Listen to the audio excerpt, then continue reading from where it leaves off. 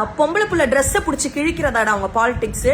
கேவலமா இல்ல, வெக்கமா இல்ல. ஈஸ்வரியான டிவிகே சப்போர்ட் ஒரு பொண்ணு நேத்து தாம்பரத்துல போய் வீடு வீடா பிரச்சாரம் பண்ணிட்டு இருக்காங்க. அந்த டைம்ல அந்த பொண்ணோட மாமா டிஎம்கே கைகூலிங்களோட சேர்ந்து டிவிகேக்கு இவங்க சப்போர்ட் பண்றாங்கன்ற ஒரே ரீசனுக்காக அந்த பொண்ணையும் அந்த பொண்ணோட அக்கா அவங்க ஃபேமிலியில இருக்க எல்லாரும் இழுத்து போட்டு ரோட்ல வச்சு அடி அடின்னு அடிச்சிருக்காங்க.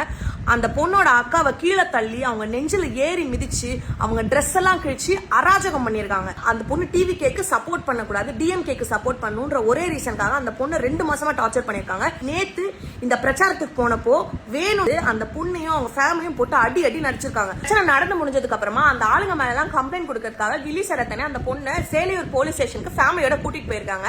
அங்க போனா அந்த போலீஸ்காரங்க எல்லாம் என்ன சொல்லிருக்காங்கன்னா, நீங்க எல்லாம் கூட வரக்கூடாது, அடுத்த நாள் காலையில அந்த பொண்ணு மட்டும் தனியா வரட்டும், அப்ப நான் கம்ப்ளைண்ட் எடுக்கிறேன்னு சொல்லிருக்காங்க. எதுக்குங்க? யார் கூட வந்தா என்ன, கம்ப்ளைண்ட் எடுக்க வேண்டியது உங்க வேலை. அவ்வளவு அராஜகம் பண்ணிருக்காங்க. ப்ரூஃபோட எடுத்துட்டு வந்து உங்ககிட்ட சொன்னா நீங்க அந்த பொண்ணை மட்டும் தனியாவான்னு எப்படி சொல்லுவீங்க? இன்னைக்கு கம்ப்ளைண்ட்டை மட்டும் வாங்கி வச்சுக்கிட்டு ஆக்ஷன் எடுக்க மாட்டேங்கிறீங்க. கம்ப்ளைண்ட் நாங்க வாங்கி வச்சுக்கிறோம், ஆக்ஷன்லாம் நாங்க இப்ப எடுக்க மாட்டோம் அப்படின்னு சொன்னா என்ன அர்த்தம்? சட்ட ஒழுங்கு எங்க போச்சு?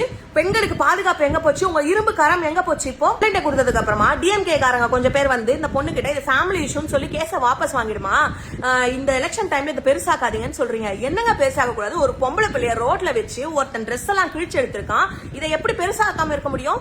என்ன ரீசன்? எப்படி இது ஃபேமிலி இஷ்யூ? எதை வச்சு நீங்க இப்படி வந்து பேசிட்டு இருக்கீங்க? என்ன தைரியம் உங்களுக்கு? யார் உங்களுக்கு இந்த தைரியத்தெல்லாம் கொடுக்கறது?